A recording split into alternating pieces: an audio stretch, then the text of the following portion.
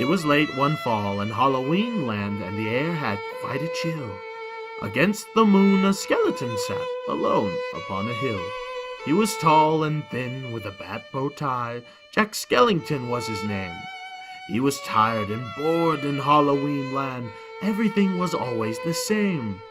I'm sick of the scaring, the terror, the fright. I'm tired of being something that goes bump in the night. I'm bored with leering my horrible glances, and my feet hurt from dancing those skeleton dances. I don't like graveyards, and I need something new. There must be more to life than just yelling boo. Then out from a grave with a curl and a twist came a whimpering, whining spectral mist. It was a little ghost dog with a faint little bark and a jack-o'-lantern nose that glowed in the dark. It was Jack's dog Zero, the best friend he had, but Jack hardly noticed, which made Zero sad. All that night and through the next day, Jack wandered and walked. He was filled with dismay. Then deep in the forest, just before night, Jack came upon an amazing sight. Not 20 feet from the spot he stood, with 3 massive doorways carved in wood. He stood before them completely in awe, his gaze transfixed by one special door. Entranced and excited, with a slight sense of worry, Jack opened the door to a white windy flurry. Jack didn't know it, but he'd fallen down in the middle of a place called Christmas Town. Immersed in life, Jack was no longer haunted. He had finally found the feeling he wanted, and so that his friends wouldn't think him a liar, he took the present-filled stockings that hung by the fire. He took candy and toys that were stacked on the shelves, and a picture of Santa with all of his elves. He took lights and ornaments and the star from the tree, and from the Christmas Town sign, he took the big letter C. He picked up everything that sparkled and glowed. He even picked up a handful of snow. He grabbed it all, and without being seen, he took it all back to Halloween. Back in Halloween, a group of Jack's peers stared in amazement at his Christmas souvenirs. For this wondrous vision, none were prepared. Most were excited, though a few were quite scared. For the next few days, while lightning and thundered, Jack sat alone and obsessively wondered, why is it they get to spread laughter and cheer, while we stalk the graveyard, spreading panic and fear? Well, I could be Santa, and I could spread cheer. Why does he get to do it, year after year? Outraged by injustice, Jack thought and he thought. Then he got an idea. Yes, why not? In Christmas Town, Santa was making some toys, when through the din he heard a soft noise. He answered the door, and to his surprise, he saw weird little creatures in strange disguise. They were altogether ugly and rather petite. As they opened their sacks, they yelled, "Trick or treat!"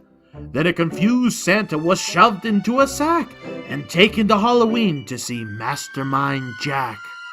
In Halloween, everyone gathered once more, but they'd never seen a Santa before, and as they cautiously gazed at the strange old man, Jack related to Santa his masterful plan. "My dear Mr. Claus, I think it's a crime that you've got to be Santa all the time. But now I will give presents and I will spread cheer. We're changing places. I'm Santa this year. It is I who will say Merry Christmas to you, so you may line my coffin, creak doors, and yell boo. And please, Mr. Claus, don't think ill of my plan, for I'll do the best Santa job that I can." And though Jack and his friends thought they'd do a good job, the idea of Christmas was still quite macabre. They were packed up and ready on Christmas Eve day, when Jack hitched his reindeer to his sleek coffin sleigh. But on Christmas Eve, as they were about to begin, a Halloween fog slowly rolled in. Jack said, "We can't leave. This fog is just too thick. There will be no Christmas. And I can't be Saint Nick." Then a small glowing light pierced through the fog. What could it be? It was Zero, Jack's dog. Jack said, "Zero, with your nose so bright, won't you guide my sleigh tonight?" And to be so needed was Zero's great dream, so he joyously flew to the head of the team. and as a skeletal sleigh started its ghostly flight, Jack cackled, "Merry Christmas to all, and to all a good night."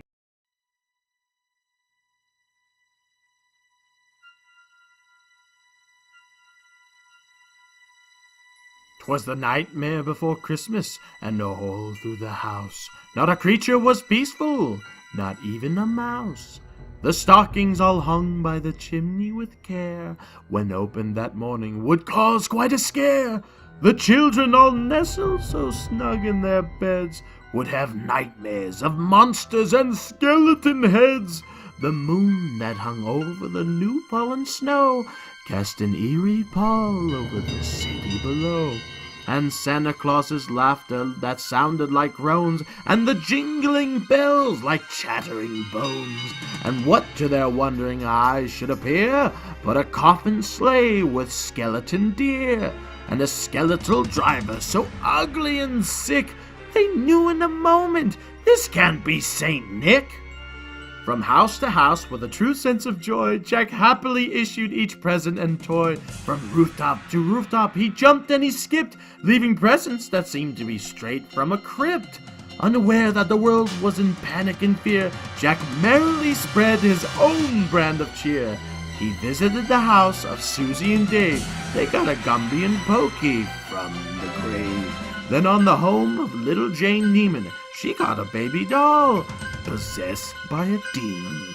A monstrous chain with tentacle tracks, a ghoulish puppet wielding an axe, a man-eating plant disguised as a wreath, and a vampire teddy bear with very sharp teeth. There were screams of terror, but Jack didn't hear it. He was too much involved with his own Christmas spirit. Jack finally looked down from his dark, starry fright and saw the commotion, the noise, and the light. Why, they're celebrating! It looks like such fun! They're thanking me for the good job that I've done. What he thought were fireworks meant his goodwill, with bullets and missiles intended to kill.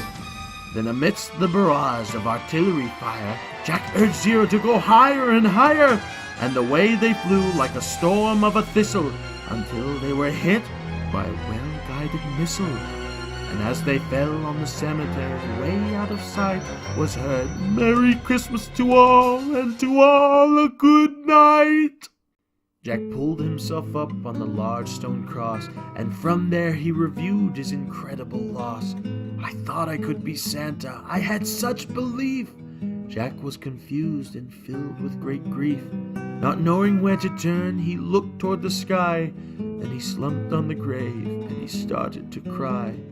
And as Zero and Jack lay crumpled on the ground, they suddenly heard a familiar sound. "My dear Jack," said Santa, "I applaud your intent. I know wreaking such havoc was not what you meant, and so you are sad and feeling quite blue. But taking over Christmas was the wrong thing to do.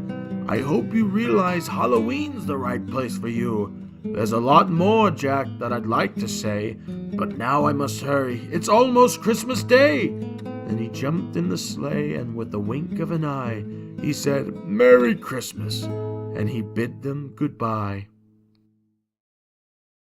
Back home, Jack was sad, but then, like a dream, Santa brought Christmas to the land of Halloween.